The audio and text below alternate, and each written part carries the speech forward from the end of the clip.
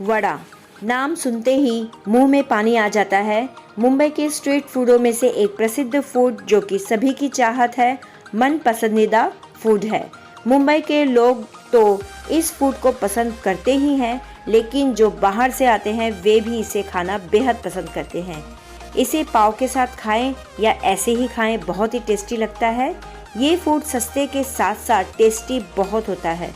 नमस्कार, मैं परछाई आज आपके साथ आलू से बने वड़े की रेसिपी शेयर कर रही हूँ। इसे बनाना बहुत ही आसान है और चटनी के साथ खाने में तो ये इतने ज़बरदस्त होते हैं कि क्या कहें। ऐसे ही कोई व्यंजन इतना प्रसिद्ध नहीं होता। बनाना भी आसान और खाना भी आसान। आपको पता है, हर साल मुंबई में 23 अगस्त को world vada pav day celebrate किया जाता है। तो चलिए फिर मुंबई के मशहूर लाजवाब स्वादों में से एक स्वाद बनाते हैं और वो है आलू का वड़ा, जिसे कि हम अपने किचन में बनाएंगे। तो यहाँ पर मैंने मीडियम साइज़ के आलू लिए हैं, करीब 6। इन्हें मैं अब उबालने के लिए कुकर में रखूँगी और 2 सीटी अच्छी तरह से इसे आने दूँगी। और कुकर ठंडा होने के बाद उबले हुए आलू को मैं स्मैश कर लूँगी। अब मैंने यहाँ पर 1.5 कटोरी के करीब चने का आटा लिया है। इस चने के आटे में अब हम मसाले डालेंगे। तो 1/4 मैंने हल्दी पाउडर डाला है, 1/4 धनिया पाउडर डाला है, 1/4 मैंने यहाँ पर लाल मिर्च पाउडर लिया है जो कि काफ़ी तीखी है, और 1 छोटी चम्मच नमक लिया है स्वाद अनुसार, और 1/4 चम्मच मैंने यहाँ पर गरम मसाला यूज़ किया है। तो चलिए फिर अब इसमें थोड़ा सा हरा धनिया डाल लेते हैं, कटा हुआ हरा धनिया। अब चने का आटा है तो इसमें मैंने 2 चुटकी हींग लिया है। अब सभी को अच्छी तरह से मिला लेते हैं और इसमें थोड़ा थोड़ा पानी डालते हुए इसे अच्छी तरह से एक गाढ़ा सा घोल बना लेंगे। पानी को थोड़ा थोड़ा डालकर ही इस घोल को बनाएं, वरना गुठलियाँ पड़ जाती हैं। तो देखिए, मैंने थोड़ा सा पानी डाला है और इसे अच्छी तरह से मिला रही हूँ। तो अब फिर से मैं थोड़ा सा पानी और डालूँगी और इसे अच्छी तरह से मिला लूँगी।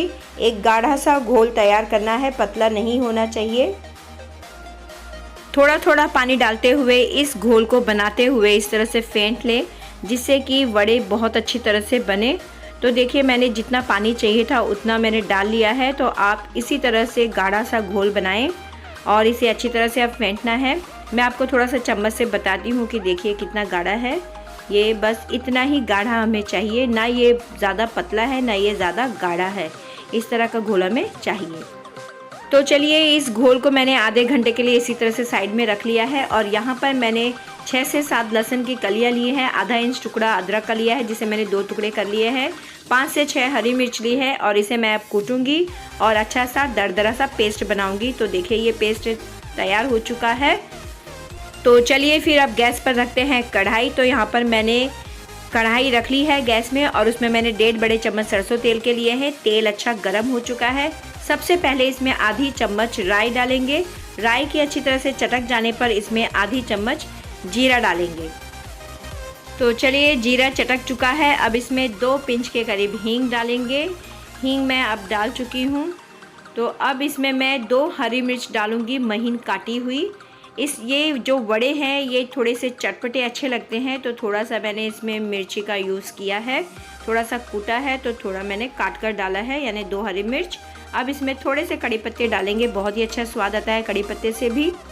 और जो मसाले हमने अब कूटे थे इसे भी मैं इसमें डालूँगी और इसे अच्छी तरह से पका लूँगी। आप चाहे तो सिलबट्टे में भी इसे पीस कर डाल सकते हैं। इतनी मिर्ची डालने के बाद भी ये इतना चटपटा नहीं होगा क्योंकि मिर्ची बहुत तीखी नहीं है, ठीक ठीक है।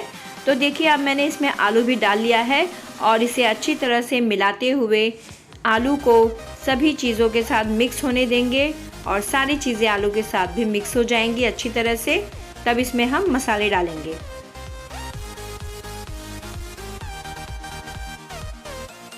तो देखिए, आलू सभी चीज़ों के साथ अच्छी तरह से मिक्स हो चुके हैं।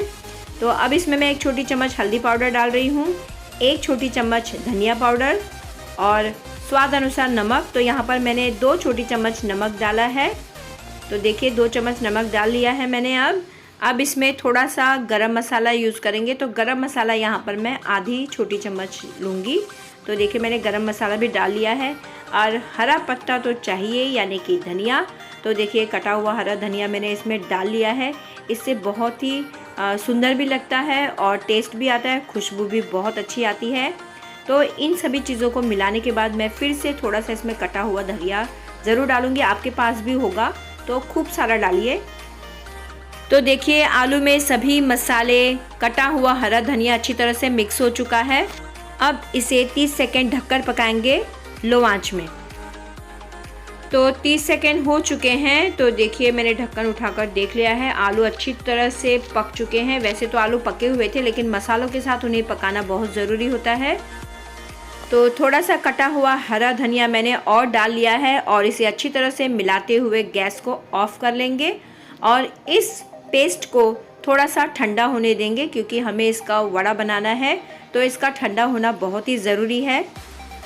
इसे दूसरे बर्तन में निकालें या तो उसी कढ़ाई में फैला के उसे ठंडा होने दें। गैस पर मैंने कढ़ाई रख ली है। कढ़ाई में मैंने सरसों तेल ले लिया है। सरसों तेल को गर्म होने में थोड़ा वक्त लगता है, इसलिए मैंने पहले रख लिया है। और यहाँ पर अब तैयारी कर रही हूँ मैं चटनी बनाने की, वड़ा के साथ खाने के लिए। यहाँ पर मैंने हरी मिर्च, अदरक, लहसुन, कड़ी पत्ता और धनिया लिया है, इसी की चटनी बनाऊँगी। तो 6 से 7 मैंने हरी मिर्च ली हैं। तो इन्हें मैं इस तरह से तोड़ कर डालूँगी, जिससे कि अच्छी तरह से पिस जाए। 1 इंच अदरक का टुकड़ा जो कि मैंने इस तरह से पीस करके डाला है। अब इसमें लहसुन डालूंगी, कुछ कलियां लहसुन की हैं। तो ये कलियां 5 से 6 हैं। 10 से 12 कड़ी पत्ता और 2 मुट्ठी के बराबर हरा धनिया डालूंगी। तो इसकी हम अच्छी चटपटी चटनी बनाएंगे। आपको अगर कुछ खटाई डालनी है तो आप डाल सकते हैं। अब इसमें 1 छोटी चम्मच नमक डाल रही हूँ। नमक आप सेंधा नमक भी डाल सकते हैं, काला नमक भी, और साधारण सा नमक जो हम यूज़ करते हैं खाने बनाने में। और थोड़ा सा इसमें मैंने पानी डाल लिया है, अभी थोड़ा ही डाला है, और इसे अच्छी तरह से पीस लेंगे एकदम महीन सा। तो देखिए चटनी हमारी तैयार हो चुकी है, अच्छी तरह से पीस कर तैयार हो चुकी है। चलिए चटनी तो बनकर तैयार हो चुकी है। एक बार हम घोल को देख लेते हैं, बेसन के घोल को। तो ये भी अच्छी तरह से फूल चुका है, जितना उसे फूलना था। इसमें मैंने कोई भी सोडा वेडा कुछ यूज़ नहीं किया है। इसे थोड़ी देर सिर्फ इस तरह से बनाकर रखना है। घोल को अच्छी तरह से फेंटना बहुत ज़रूरी होता है। और यहाँ पर देखिए हमारी आलू की स्टफिंग भी अच्छी तरह से ठंडी हो चुकी है। अब इस पेस्ट के हम बड़े बड़े नींबू के आकार के वड़े बनाएंगे। इस तरह से गोल गोल बॉल से बनाएंगे। तो आपको जिस तरह से बनाना है, छोटा बड़ा, आप उस तरह से कर सकते हैं। इसी तरह से दूसरे वड़े को भी तैयार कर लेंगे। तो देखिए दूसरा भी मैं इसी तरह से गोल कर रही हूँ। आप चाहे तो हल्का सा चपटा कीजिए, वरना आप इस तरह से गोल भी रख सकते हैं। तो चलिए फिर सभी को इसी तरह से तैयार करना है। अगर आप पाव के साथ खाना चाहते हैं तो इस तरह से चपटा कीजिए, वरना आप गोल गोल वड़े भी रख सकते हैं। तो चलिए फिर सभी को इसी तरह से तैयार कर लेना है।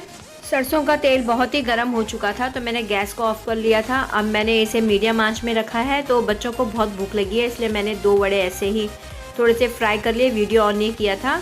तो अब जो मैं बनाऊंगी उसमें मैंने वीडियो ऑन रखा है और मैं आपको बताऊंगी कि किस तरह से मैं वड़े डाल रही हूँ।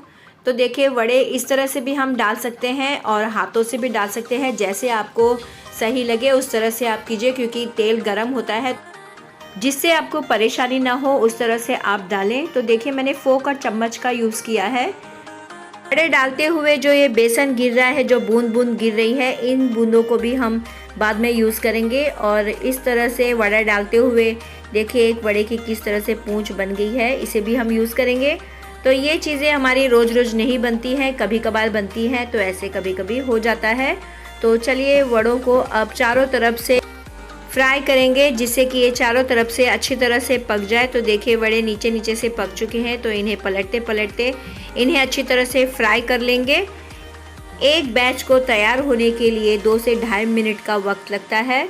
तो इसी तरह से सभी बैच को हम तैयार करेंगे। तो चलिए ये पक चुके हैं। तो देखिए मैं चम्मच से इन्हें बार बार घुमा रही हूँ, जिससे कि ये सब पक जाए। अब घर में हम ज़्यादा तेल यूज़ नहीं करते हैं, क्योंकि ये तेल हम बाद में किसी खाने में यूज़ नहीं करते हैं, इसलिए तेल की मात्रा मैंने कम ली है। इसलिए मैं चम्मच से इसे धीरे धीरे इस तरह से घुमाकर पका रही हूँ। और ये देखिए चारों तरफ से जो बूंदी नज़र आ रही है, इन्हें भी हम थोड़ी देर में निकाल लेंगे। अब ये वड़े हमारे हो गए हैं तैयार। इन्हें थोड़ा सा इस तरह से घुमा लेते हैं और अब निकाल लेंगे। तो जो सबसे पहले पके हैं उन्हें निकालेंगे और जो बाद में डाले थे उन्हें थोड़ी देर में निकालेंगे। तो देखिए ये 2 पक चुके हैं, इन्हें निकाल लेते हैं।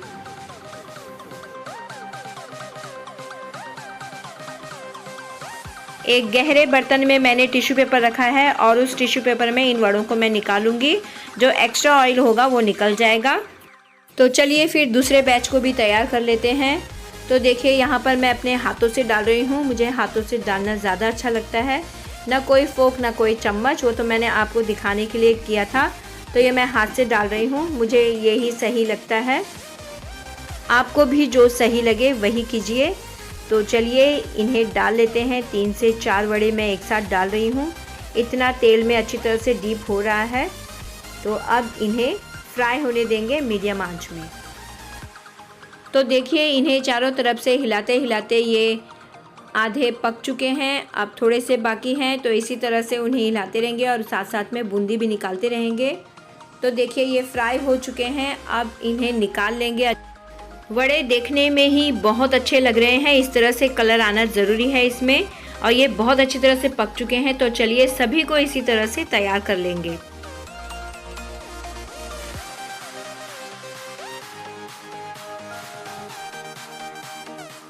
तो चलिए फिर सभी वड़े तैयार हो चुके हैं।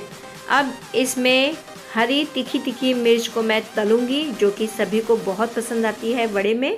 तो देखिए मैंने छन्नी में इस तरह से हरी मिर्च को रखा है। 7 से 8 मिर्ची रखी है मैंने। इस तरह से इसे डीप करते रहना है, फिर निकालना है, थोड़ा हिलाते रहना है जिससे कि ये तलती रहे। मैंने मिर्ची में एक एक ऐसे चीरा मारा है बीच में हल्का हल्का। तो देखिए इस तरह से हो चुकी है ये। इसे भी मैं मीडियम आंच में ही कर रही हूँ। इसे तलते हुए थोड़ा सा सावधानी रखें क्योंकि छींटे ऊपर आते हैं तेल के। तो देखिए अब ये हो चुके हैं। इनमें थोड़ा सा मैंने हल्का हल्का नमक डाल लिया है। ये बहुत ही टेस्टी लगते हैं वड़े में। तो चलिए फिर अब प्लेट को सजा लेते हैं। तो चलिए फिर आइए मैं प्लेट को सजा रही हूँ। तो सबसे पहले मैंने प्लेट में रखी है हरी हरी तीखी सी चटनी।